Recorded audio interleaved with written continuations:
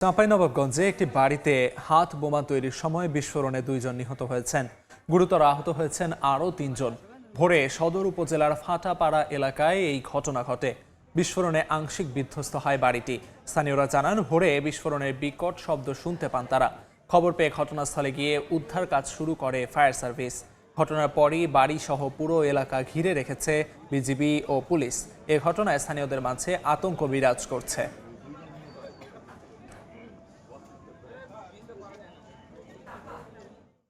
এই মুহূর্তে চাঁপাইনবাবগঞ্জে ঘটনাস্থলে আছেন রিপোর্টার জাহাঙ্গীর আলম। সরাসরি যাচ্ছি তার কাছে।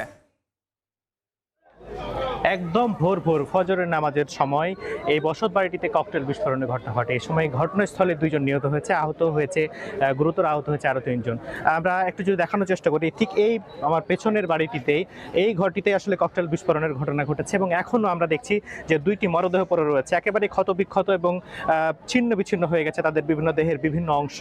এখন পর্যন্ত তাদের পরিচয় শনাক্ত করা যায়নি, যার কারণে মরদেহগুলো সেখানে পড়ে রয়েছে। আমরা দেখতে পাচ্ছি বাড়ির চালাগুলো একেবারে উড়ে গেছে, টিন বিভিন্ন এলাকায় ছড়িয়ে ছিটিয়ে পড়েছে। পরবর্তীতে পুলিশ এখানে এসে আসলে এখানকার উৎসুক জনতা তারা ঘটনাস্থল দেখতে আসছে, যার কারণে পুলিশ এবং বিজিবি সদস্যরা এখানে অবস্থান নিয়েছে। কারণ তারা ধারণা করছে, পুলিশের পক্ষ থেকে বলা হচ্ছে, এখনো আসলে বাড়ির ভেতরে কোনো ধরনের তাজা ককটেল বা হাত বোমা থাকতে পারে এমন তারা আশঙ্কা করছে, যার কারণে তারা নিরাপদে সাধারণ মানুষ উৎসুক জনতাকে ফিরিয়ে দিচ্ছে। এখানকার স্থানীয় সূত্র বলছে যে আসলে ককটেল বা হাত বোমা তৈরির সময়ই আসলে এই ধরনের ঘটনা ঘটেছে। একেবারে ভোর যখন মানুষ জেগে ওঠে তার আগেই এই ককটেল বিস্ফোরণের ঘটনা ঘটেছে। যে 3 জনকে উদ্ধার করা হয়েছে তাদেরও অবস্থা আসলে খুবই আশঙ্কাজনক এবং গুরুতর আহত। তাদেরও শরীরের বিভিন্ন স্থানে জখম রয়েছে, বিভিন্ন হাত পা সহ শরীরের বিভিন্ন স্থান একেবারে উড়ে গেছে বলা যায়।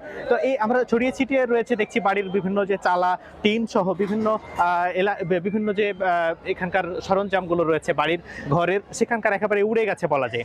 তো এখানে পুলিশের পক্ষ থেকে আমরা জানতে চেয়েছিলাম যে তার কতটি ককটেল বা হাত বোমার বিস্ফোরণ ঘটেছে, এমন কোনো তারা আসলে বলতে পারছে না। তবে এখন পর্যন্ত তাদের পরিচয় শনাক্ত হওয়া যায়নি। পুলিশ এবং বিজিবি সহ বিভিন্ন আইন শৃঙ্খলা রক্ষা বাহিনীর সদস্যরা আমরা দেখতে পাচ্ছি পুরো এলাকা ঘিরে রেখেছে এবং পুলিশের পক্ষ থেকে বলা হচ্ছে যে এই ঘটনার সাথে যারাই জড়িত তাদেরকে এই আইনের আওতায় আনা হবে এবং এই ঘটনায় তারা তদন্ত কাজ শুরু করেছে।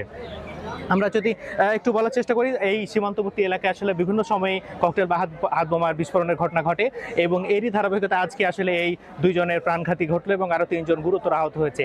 এই ছিল চাঁপাইনবাবগঞ্জের চরবাগনাগা থেকে ককটেল বিস্ফোরণের পর সর্বশেষ। চাঁপাইনবাবগঞ্জ থেকে সবশেষ খবরাখবর জানাচ্ছিলেন সহকর্মী জাহাঙ্গীর আলম।